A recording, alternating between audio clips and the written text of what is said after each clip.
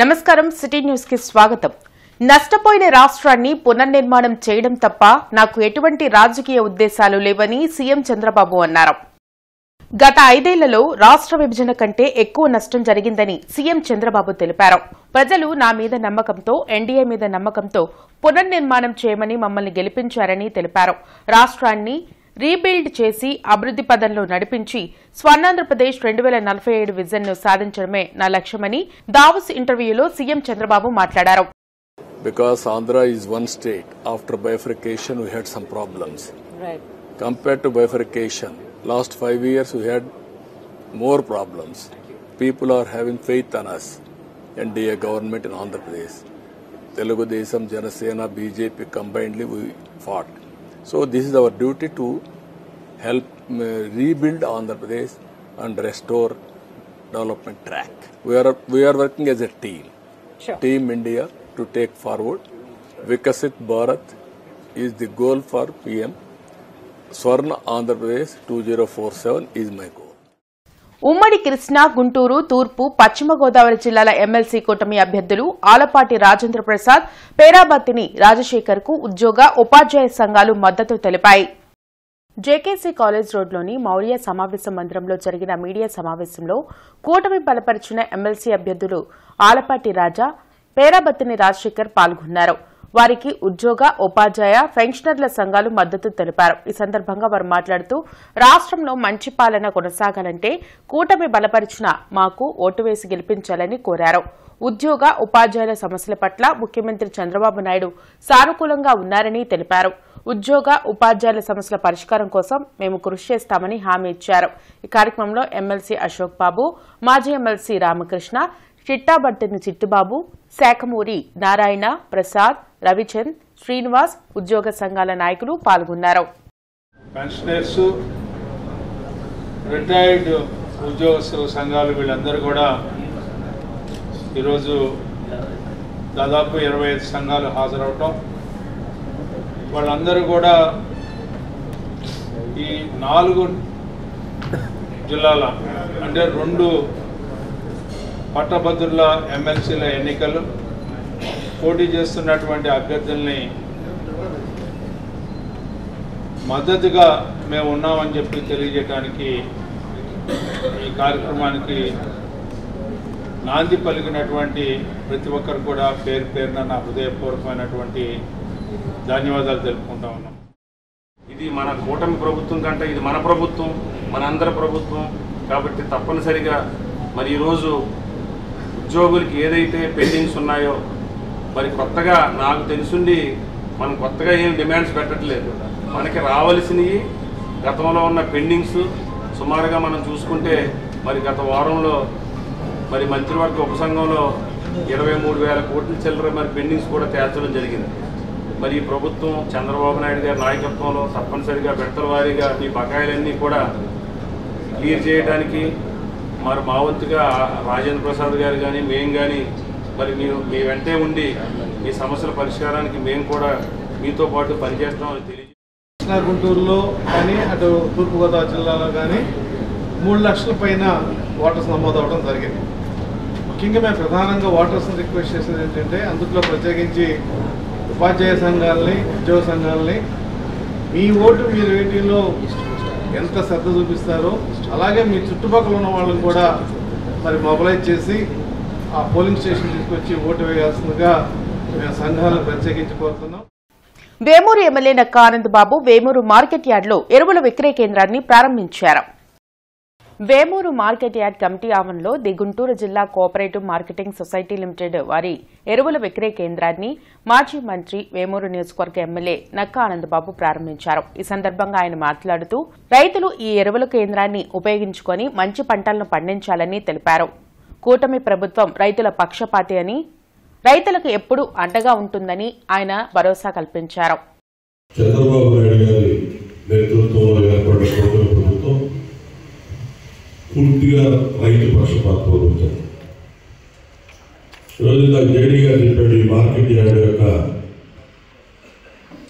ఏర్పాటు ఎలా జరిగింది, అది ఇప్పుడు ఏ విధంగా ఉంది. నేను గర్వంగా చెప్పగలను 2014 నుంచి 2014 నుంచి 19 వరకు రాష్ట్రంలో తెలుగుదేశం ప్రభుత్వం చంద్రబాబు నాయుడు గారి నాయకత్వంలో పరిపాలన చేశాం.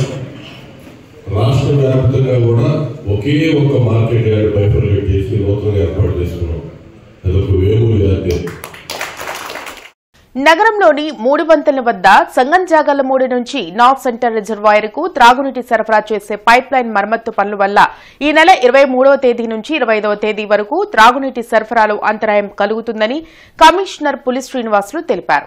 పొత్తూరు వారి తోట, గుంటూరు వారి తోట, కొత్తపేట, రాజాగారి తోట, సాంబశివరావు తోట, ప్రకాష్ నగర్, రైల్వేపేట, లాలాపేట, పట్నం బజార్ తదితర ప్రాంతాల్లో త్రాగునీటి సరఫరాలో అంతరాయం ఏర్పడుతుందని అన్నారు.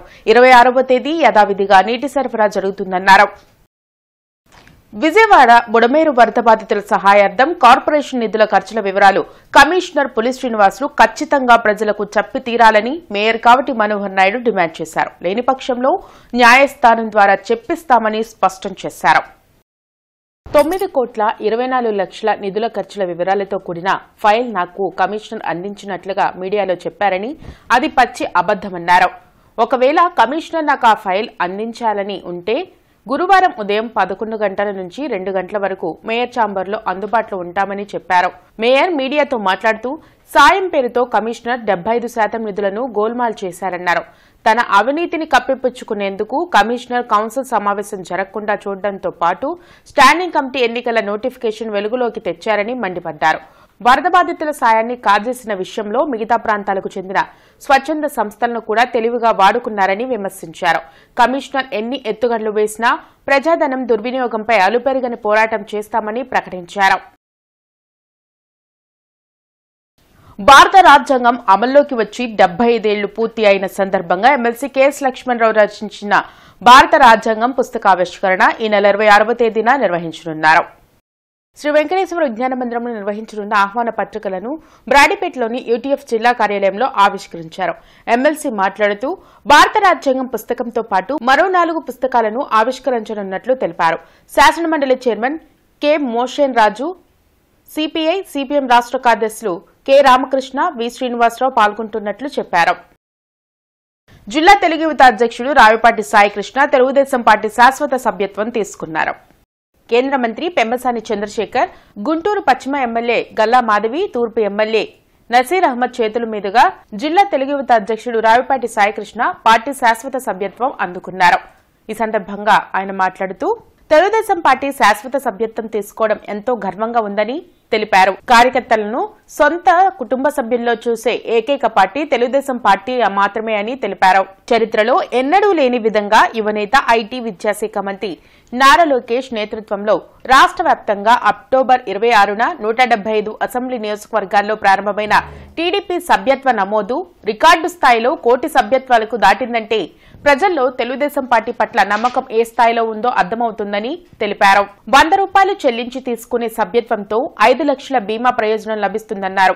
దురదృష్టవశాత్తు ఏవైనా ప్రమాదాల బారిన పడినప్పుడు తెలుగుదేశం పార్టీ బాధితుల కుటుంబ సభ్యులకు అండగా నిలుస్తుందన్నారు. కార్యక్రమంలో మాజీ తెలుగు యువత జిల్లా అధ్యక్షులు కొమ్మినేని సాంబశివరావు, అర్బన్ తెలుగుదేశం పార్టీ ప్రధాన కార్యదర్శి ముత్తినేని రాజేష్, జాగర్లమూడి శ్రీనివాస్, బండారు ప్రసాద్ తదితరులు పాల్గొన్నారు. దళిత బహుజన హక్కుల ఉద్యమ నేత పాగళ్ల ప్రకాష్ సంస్మరణ సభ ఈ నెల 28వ తేదీన జరగనుంది. బ్రాడీపేట సిపిఎం కార్యాలయంలోని కొరటాల భవన్లో సభ నిర్వహించనున్నట్లు దళిత సంఘం ప్రతినిధులు వెల్లడించారు. ఇందుకు సంబంధించిన పోస్టర్లను లార్జ్ సెంటర్లోని అంబేద్కర్ విగ్రహం వద్ద ఆవిష్కరించారు. దళిత బహుజనులందరూ హాజరు కావాలని వారు కోరారు.